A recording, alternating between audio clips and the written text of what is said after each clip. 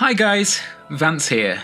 As someone who has been playing Final Fantasy XIV passionately since the beta and has thousands of hours into this game, I wanted to give you, someone who is interested in this game, a bit of insight from my perspective, whether this game is something you would like or not. So, is Final Fantasy XIV worth picking up in 2021? Let's get right into it. Final Fantasy XIV takes place in a fictional land of Eorzea, 5 years after the events of the original 2010 release. At launch, the game was met with a negative response because of a clunky combat system and a very poor user interface which was very dated. Whilst the graphics and music were praised on the other hand, the game essentially failed.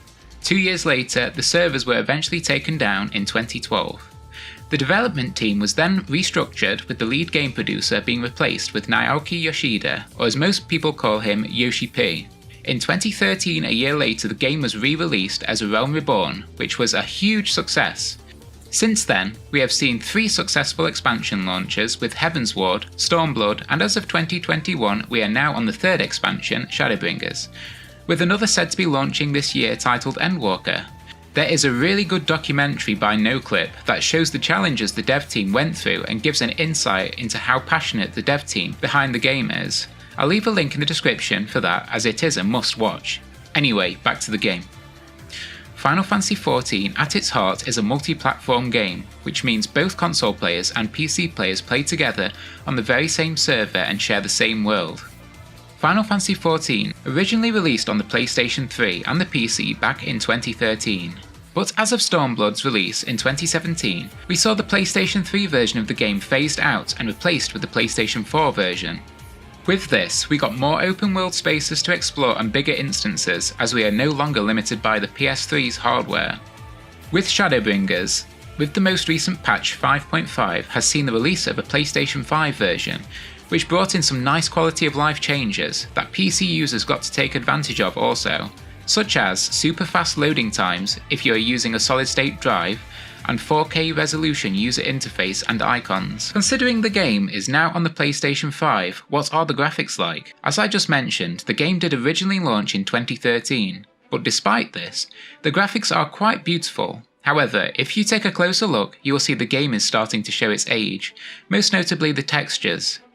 The textures are very low resolution, and it is more noticeable now that we can run the game at a 4K resolution, as the textures don't upscale that well. Sometimes this can be quite jarring, especially on ground textures and flora. Your characters stand out and look like they're from a different game.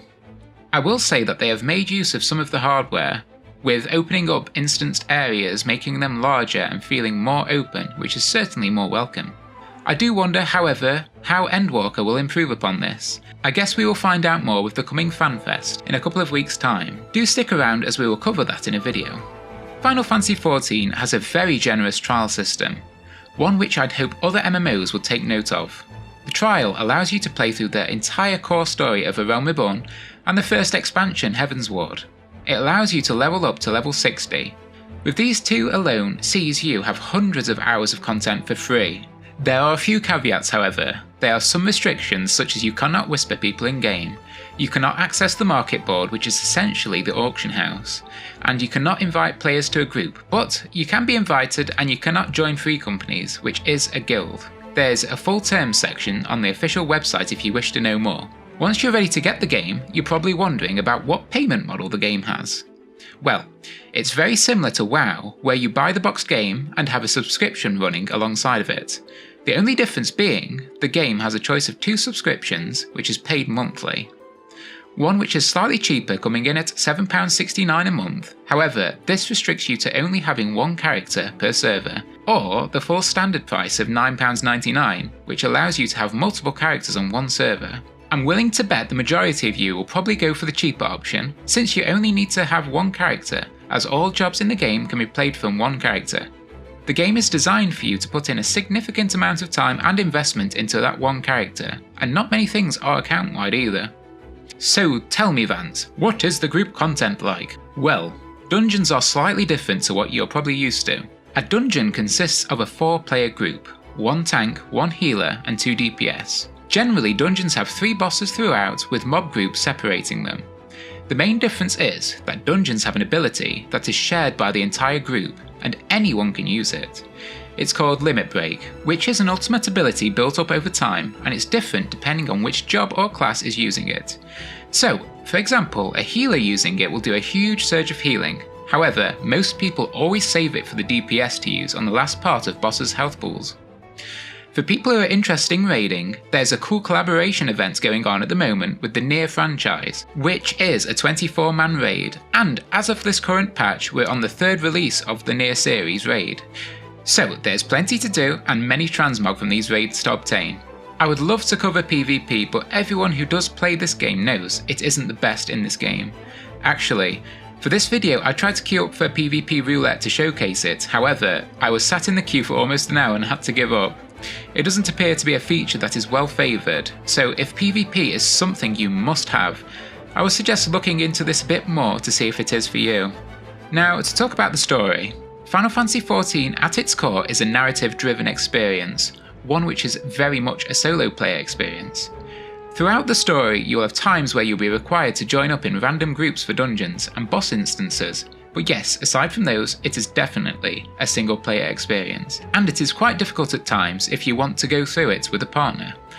I will warn you that if you're the type of person that does skip quest text in WoW or skips dialogue in Elder Scrolls Online, this is going to be a massive ball ache for you. The story sees you at the start as an adventurer fresh off the wagon looking to become a hero. Well, I'm not going to lie to you, it does have a very tedious slow start with fetch quests, seeing you collect coins off the floor or sending messages to someone across the city and back again. If you can see past this, the story does open up at around level 40 to 50, which quickly ramps up into a fantastic adventure. There's one small thing that I hear from a lot of non-native English speakers from my community, and that is that sometimes the characters in the story, such as Oriange, can speak in a very complex dialect, which is kind of a mix of Shakespearean and hyper-formal English. So I'd 100% recommend you use your own native language for the game, as that is only restricted for the English version of the game. The game does offer a story skip potion, which you can purchase from the Mog Station, which is the cash shop of Final Fantasy XIV. However, do yourself a favour and save your money, as you will be robbing yourself of quite a lot of experience and fantastic moments in this game. Remember, this game at its core is built upon the story. If you're used to games such as WoW that allows add-ons created by the community, then you'll be severely disappointed here. There are DPS meters such as ACT, which is a community-made add-on, but that is a grey area that we do not recommend pursuing as it is against terms of service. There's also something called Reshade for PC users specifically, which allows you to add some more effects to the game, to colour correct, or even add some depth of field. It does come at a significant performance cost for PC users, but most people use it for taking screenshots. Speaking of screenshots, I'll quickly talk about the screenshot function in the game. It goes by the name Group Pose Tool. However, the name given by the community is GPose. Final Fantasy XIV has one of the best screenshot functionality in any MMO I've seen as of yet, which allows you to pause time, change colour, camera angles, use various emotes, and add text and stickers to your screenshot. It can be addictive and has spawned various communities around this function, as there's a very passionate community who love to take screenshots and share them with each other. As of Shadowbringers, leveling, crafting and gathering has never been as easy to get into. Before, they could have been seen as tedious and monotonous for some. Fishing has been given ocean fishing, which is a really fun group activity with up to 24 players, where you and many others take a boat out to sea and fish. And you can do that from level 1. It's on a 2-hour window, and I recommend that if you want something really fun to do for 30 minutes, it is certainly worth a go. Now, I did say that Shadowbringers did make crafting and gathering easy, right? Well, with Shadowbringers, they brought in something called the Firmament.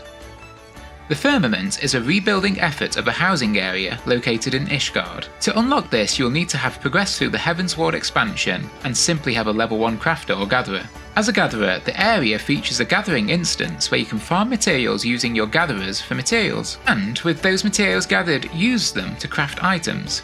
Once you have crafted those items, you can hand them into a vendor, who will reward you with tokens that allow you to buy glamour, dyes and other things. One last thing I should mention, as of patch 5.5, there is now a fate system implemented into the Firmament, which are essentially crafting fates. Using your crafters, you can take part in these events, which also reward you with a small amount of XP, and exclusive item drops, such as mounts, items, etc. Now let's talk about the combat system. For some, the combat system is a make or break kind of deal. I'm not going to tell you that the combat system is amazing in Final Fantasy XIV.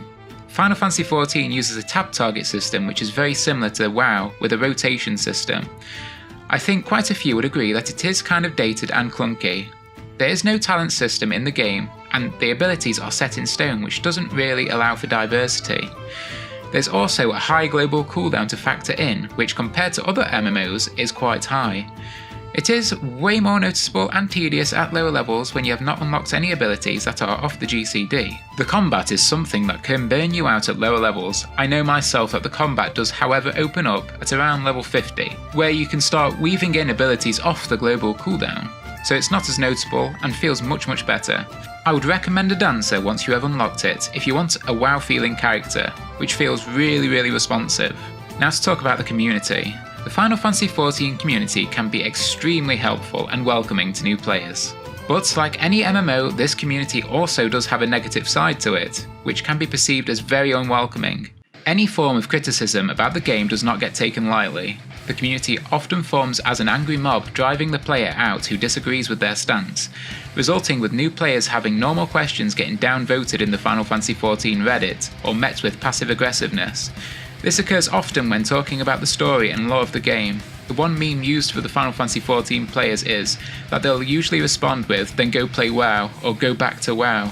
It is okay to play this game the way you want to play it, even if the story isn't your cup of tea. In most other MMOs such as WoW, the end game only consists of acquiring gear, raiding, PvP and high-level dungeons. However, in Final Fantasy XIV, for some people, the end game content is defined by what you as a person love to do.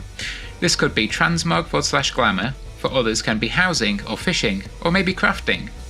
There's also raid content for those who want to push that with Savage raids.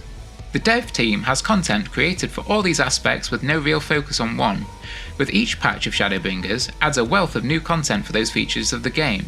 I would like to recommend to not go in with the mindset to rush through to reach the end game, as you'll be extremely disappointed, as this game is most certainly about the journey and not what is at the end game. I really hope that this didn't come across as a negative video. I do love this game and definitely think it's a game worth considering, if you may have been on the fence whether or not to give it a shot. Final Fantasy XIV is most certainly a game that you can sink thousands of hours into. However, bear in mind that it comes with an extremely slow start that quickly ramps up into the adventure of a lifetime. It's the best time to play this game, as we're going into a new expansion soon with Endwalker. Final Fantasy XIV certainly has one of the best crafting systems in any MMORPG, which feels rewarding, with a vertical progression, and a gathering system that gives you materials that still hold their value no matter the expansion. Best in class housing endgame, supportive friendly community, a must experience fantasy storyline, one of the most passionate dev teams in the business, beautiful gear and transmog/glamour that looks wonderful with the ability to dye items, a great guild system,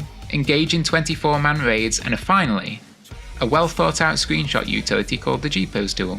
Now it might not be for you if these bother you though. It takes a long time for the combat system to open up, some heavy instanced areas, dated graphics and textures, one boss savage raids, clunky transmog glamour system with the glamour chest, a lot of fetch quests early on in the game which are very tedious, the achievement system is very lacking, a lot of items are on the cash shop, and sometimes the way the story is presented with a mix of voice acting and non-voice acted story quests is sometimes immersion breaking at times. Do tell us if you picked up Final Fantasy XIV recently, or even if you're a veteran, tell us your thoughts down in the comments below. If you want to see more from us, please do consider subscribing, as we have many videos on the horizon. Thank you so much for taking the time to watch this video. I'm Vance, and I'll see you in the next one.